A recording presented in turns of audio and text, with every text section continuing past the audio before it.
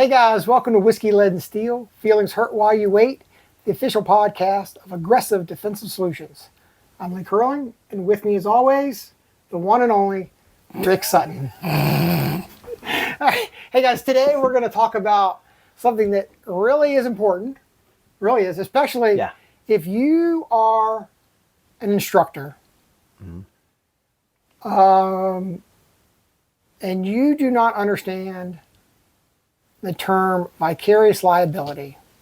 If this is a new term to you, you should stop instructing until you figure this out.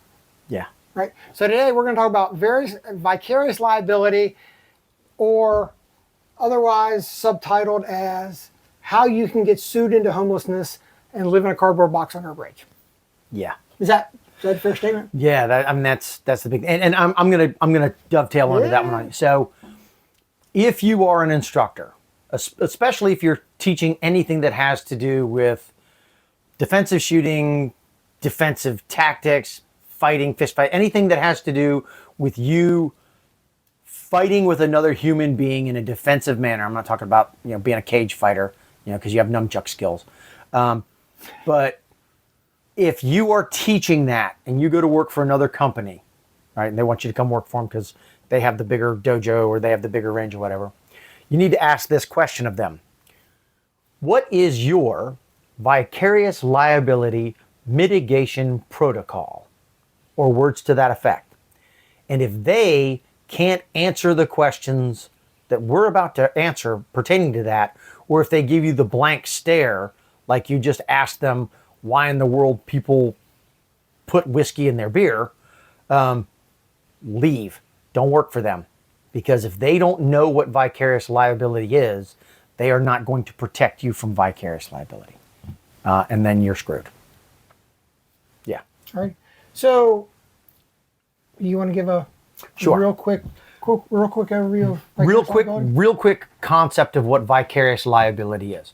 Vicarious liability is the legal concept that says if person A trains and especially certifies person B in a thing, in a concept, then they have attached liability for the rest of both person B and person A's life. So what that means is, if you've trained somebody or if you certified somebody for something, as long as they're around, if they engage in that activity and somebody finds fault with their performance of that activity and decides to sue them, then you as the instructor, and as well you the instructing organization, become civilly liable for either teaching the person the thing that they did correctly under the wrong set of circumstances, or incorrectly under the right set of circumstances, or this is a big one, they were taught to do something that they had no business doing, and they did it correctly under their understanding, but you, having taught them that, put them in a position to do something that they were not legally authorized or legally should not have done. So as an example, I've been retired from the police department for almost 4 years now. And I certified my last rookie as a field training officer in the late 90s. So most of them are getting ready to retire. But if the rookies that I trained and certified in the late 1990s, if they did something and their training came into question on a lawsuit, say they shot at somebody or choked somebody or hit somebody with a car, or they conducted a search, and I taught them how to do searches and I certified them as a field training officer, and somebody says, well, this search was wrong, we're going to sue them for that. They go, well, where did you get your training? Well, I got my training from Virginia Beach Police Department. Well, who were the people who trained you? Rick Sutton and these other guys were my field training officers. Now I can get sued for that. At the same time, Lee Curling teaches a basic defensive handgun class and certifies somebody so that they can get their concealed weapons permit. and they take their paperwork down, they get their concealed weapons permit, and 5 years later, they're in Broken Pelvis, Nebraska, right? And they get in a shootout and they shoot somebody. We've already talked about this. If you're involved in a defensive shooting, you're highly likely you're going to be the subject of a criminal investigation, and you are probably going to get sued. And when they go to sue you, they're going to want to know where you got your training so they can sue them too. So what's going to happen is they're going to look to multiple pockets. So they're going to sue Lee because he was the instructor, and they're going to sue Aggressive Defensive Solutions because we're the certifying organization. That's where vicarious liability comes into play, right? Now, with that in mind, why the hell would anybody teach shooting? Right? Yeah, well, it's a good question. And so I'm going to pause you for a second there.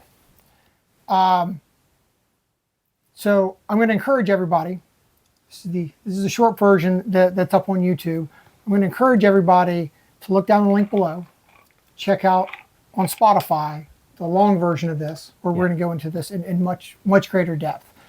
I think at these very high level, if you are an instructor and you don't understand vicarious liability and how when you teach a student any skill, you are attaching yourself, your livelihood, your family to that student for really, realistically, the rest of your life. Yeah.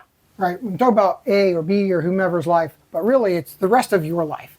Because even if the student that you taught passes away, 5 years later, something that they may have done during their lifetime could still come back to bite you. Or But they lose the gunfight and their family sues you because you didn't teach them well enough to survive the gunfight. right. So